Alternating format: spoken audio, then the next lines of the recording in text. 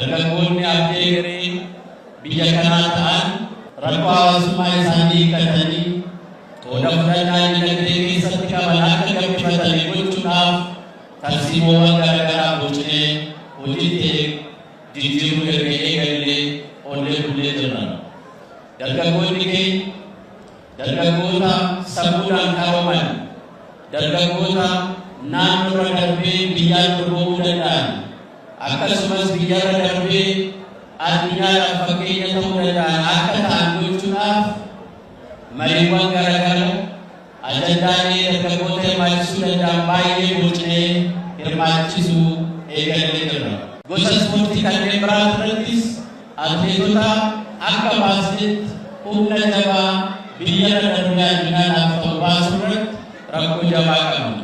Mootummaan naannoo Oromiyaa kana hubachuudhaan ispoortii keenya bifa haaraan irra deebinee haaromsuu irra jiraata karaa jedhuun initiatiivota garaagaraa bocee hojiitti galee jira.